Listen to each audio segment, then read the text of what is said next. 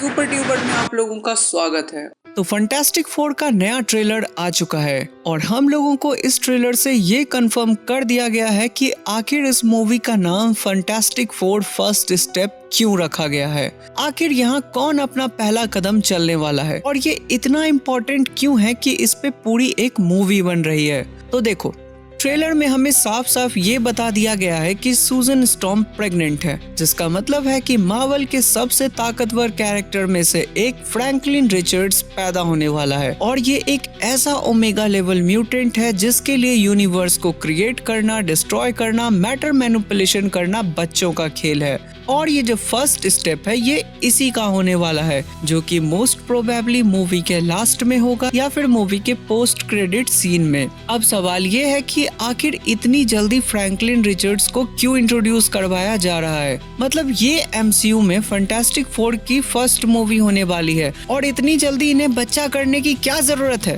तो देखो, कॉमिक में जब इनकर्जन हुआ था तब रीड रिचर्ड्स ने फ्रैंकलिन रिचर्ड्स की मदद से पूरे यूनिवर्स को रिक्रिएट किया था और सीक्रेट वॉर्स में भी इनकर्जन होना तय है। तो मे बी कॉमिक की तरह यहाँ भी यूनिवर्स को फ्रैंकलिन रिचर्ड्स की मदद से रिक्रिएट किया जाएगा। अब ट्रेलर में हम आगे बढ़ते हैं तो हमें इंट्रोड्यूस करवाया जाता है फीमेल सिल्वर सर्फर साला बाल से, जो कि एकदम भौकाल में बोलती है कि तुम्हारी दुनिया का अंत आ चुका है, भाग जाओ यहाँ से, क्योंकि भाई गैलेक्टस है, लड़ने का कोई फायदा ही नहीं है, तुम इसका बाल भी बांका नहीं कर सकते हो, तुम बस भाग सकते हो, इससे ज्यादा कुछ नहीं कर सकते।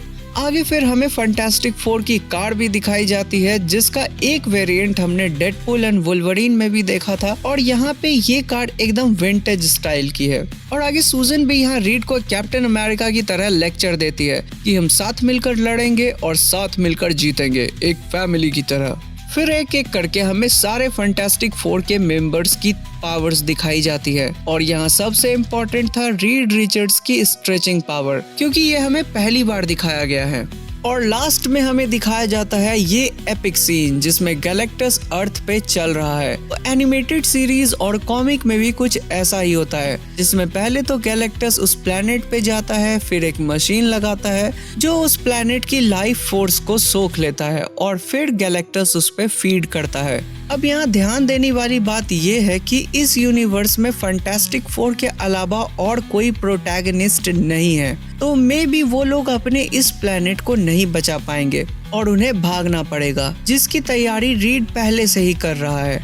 उसको मल्टीवर्स के बारे में अपने इस रिसर्च से पता चल ही जाएगा और वो अपने बेटे और अपने परिवार को बचाने के लिए मल्टीवर्स में ट्रैवल करेगा और एंडिंग तक वो लोग मेन यूनिवर्स का पार्ट भी बन जाएंगे, ताकि वो लोग डूम्सडे और सीक्रेट वॉर्स जैसे इवेंट में पार्टिसिपेट कर सकें। खैर, आप इस बारे में क्या सोचते हैं, अपनी राय कमेंट में बताएं। तो अगर आप लोगों को ये वीडियो पसंद आया हो तो लाइक करो, सब्सक्राइब करो, जम के सपोर्ट दिखाओ, शेयर करो। बस वीडियो खत्म हुई, अब जाओ यहाँ से।